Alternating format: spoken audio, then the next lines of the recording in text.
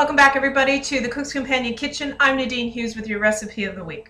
Now we're in March right now, and this is the time of year that I sort of struggle with vegetables because I so want some of those spring vegetables like spring peas and watercress and leeks and asparagus, but they're nowhere near ready. But I am a little bit tired of the winter vegetables that I've been eating. So I try to find some different ways to use root vegetables, which are still readily available across Canada and the US, and as a matter of fact all year round, but we have been eating them a lot for the last couple of months. So I'm going to give you two recipes to use beets with, okay? One, a cold no-cook salad, and the other one with roasted beets. Now, bear with me, don't turn me off yet if beets are not your favorite. I lived in Australia for 5 years, and they put beets in everything. They call it beetroot. And you even had to ask for your hamburger without beetroot because they automatically put it on. And I wasn't a big lover of beets until I went to Australia and lived there and really appreciated the different cooking methods and different flavors and different types of beets as well. So you might surprise yourself with these two recipes. The beets that I'm going to use today are a little bit different than your traditional red beet that you find. Another reason a lot of people don't want to use the traditional red beet is that, you know, it does stain your hands in your cooking surfaces. So today what I'm going to be using is a golden harvest beet. Look at this beautiful yellowy orange color, and they do come in yellows and oranges, but in the package that I've got they were the yellow ones. And then these candy striped beets. Look at that, that's stunning. It's so pretty to begin with. What a beautiful garnish if you shave thin slices of this and put this on top of your presentation. It would be gorgeous. So again, really pretty, and what I like about these is they don't stain your hands as much. I've peeled all of these, and you know, I don't have those blood red hands that you normally would, nor have I stained my cutting boards. But if you do use traditional red beets, you can just quickly use some hot soap and water to clean your hands and also to clean your cutting board very quickly afterwards, or wear gloves as well. But the first recipe I'm going to show you with is using, it's a take on a beet carpaccio, all right, as a little salad. A great salad to sort of, you know, pre-dinner, if you're entertaining, or even a lovely lunch as well. So we're going to use a mixture of, and I'm going to use the smaller ones, a mixture of that golden beet and of the candy stripe beet. And what I'm going to use is I'm going to use my mandolin that I've showed you a couple of weeks ago in some of my favorite things, but you could use just a regular knife. And all I'm going to do is get wafer thin pieces, okay, of the beets. And just be careful when you're doing this that you don't slice your hand. There are attachments that you can put on top, but you know me, haven't got there yet. So, okay. And what I like about this is using the different colors because you're really going to get a beautiful presentation then. I mean, look at that. That is stunning. So I'm going to add these to a bowl. And you probably want to use at least a full beet per person, all right, if you were doing this. So if you've got 4 people, you're going to want 4 beets, obviously. I'm going to add some red wine vinegar, or you could use sherry vinegar as well, or I could just use regular vinegar as well. Some salt, all right, and then I'm going to mix this all up together. What I would do is I would then, remember, these are raw. I'm going to let that sit. I'll just pop them in the fridge, or they can even sit on the counter. And I'm going to let them sit for about a good 20 minutes. And what that's going to do is the acid in the vinegar, as well as the salt, is going to draw some of the moisture out of it, okay, making it a little bit softer and a little bit more pliable, all right? So it's sort of cooking the beets, hence the beet carpaccio title of the recipe. So we're going to pretend that these have been sitting for 20 minutes, all right? So, you know, 20 minutes up to, quite frankly, you could even do it up to 24 hours in advance. How I would plate and serve this, and this is why I like it for entertaining because it's really quick and easy to do, is get my serving plate, individual plates, or a big platter if you're doing it family style as well, and take the beets and do sort of a circle, a ring around, because we're going to want a little pretty presentation. I'm not asking you to cook much, so I'll spend a little bit of time doing the presentation. Just stunning, these candied striped beets really are beautiful. Going to be a nice one actually for Easter coming up. This would be a really nice salad to have on the table because you've got all these bright, really colorful colors. Okay, so I'm just alternating, all right, the different colors. If you're just using regular beets, just, you know, lay them all around in the in a ring.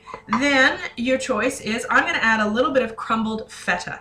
You could also use goat cheese.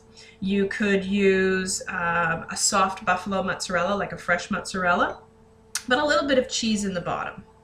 Okay, just enough. Then what I'm going to do is I'm going to drizzle the cheese with a little bit of olive oil, and a little bit of pepper.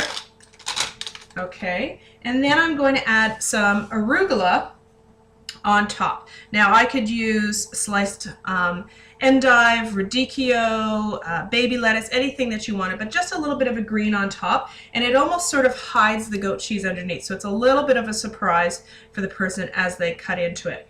I'm going to drizzle a little bit more with some olive oil, really good quality olive oil as well, because we're not really making a dressing for this. You do have the vinegar that the beets were marinating in and sort of softening and cooking, and then a little bit of the olive oil. Tiny bit of salt, again, because your cheese, especially if you're using feta, is a little bit salty, and some pepper. And that is a beautiful beet carpaccio salad. So it's absolutely stunning, as you can see. The colors are bright and flavorful looking. You've got the candied striped beets, the orange of the harvest gold beet, and it's really beautiful, simple, fresh, and clean to use, and a different take on probably a root vegetable that you've been using before. So that's the one no cook.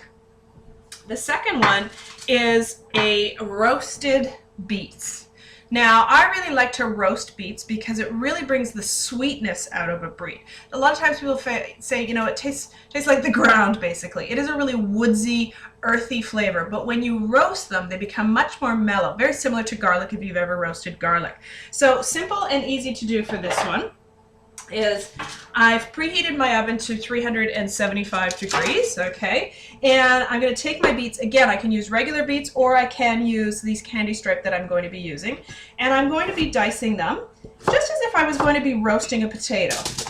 And make sure, the one thing that when you are dicing them is that they're pretty much uniformed in size so that they will cook equally. Now, in the equal amount of time. Now you might see other roasted beet recipes that call for them to be washed, still in their skin, and wrapped in aluminum foil and then placed on a baking sheet, and they bake them for about an hour. You come out and then you basically, when they're cool enough to handle, is you rub your thumb, with your thumb, you take all of the outside off. I find that these cook faster and just, you know, as easy, if not easier, than having to deal with trying to get that skin off afterwards. So what I've done with these is I've just taken a regular potato peeler, or you can use a knife, peel them as if I would a potato, okay? And again, as I said, they don't mess up your hands too much because these ones don't sort of bleed on your hands like the traditional one does. I think we'll add one more. I think my kids are getting roasted beets for dinner tonight. So I peel them, I cut them, and I'm going to roast them this way. Then they get a little bit of that crispy exterior, and they're also going to be a little bit soft on the inside. And they're only going to take about 20 to 25 minutes in the oven, compared to about an hour if you do them in an aluminum foil. But either way, they're just as delicious. I just finish this one up here. Again, trying to get them as even as possible. Oh, these are so pretty. Kids are going to think that I'm giving them candy for dinner. Okay, so I've got those on a sheet pan. All I need to do here is really simple, is take olive oil again. You could use vegetable oil, but I really like olive oil in this. Olive oil, sprinkle it all on. Okay, this is going to give it that nice golden crispy look. I'm going to take a little bit of balsamic vinegar. And again, I love balsamic roasted on vegetables. Love doing it on potatoes. Love doing it with cauliflower as well. And some pepper. Lots of pepper because I love pepper. Great way to add flavor. And just a hit of salt. Okay, I'm going to pop these into an oven, 375 degree oven, as I said, for about 20 to 25 minutes. I'll know they're done when I can easily pierce the tip of a knife inside. I'm going to take them out. I'm going to add maybe a little bit of parsley, a little bit more drizzle of balsamic vinegar, and they're going to be beautiful. They're gorgeous. Just sitting actually would be beautiful on top of a arugula salad if you wanted to have a vegetarian dinner. Or tonight I'm going to serve them with a roast pork.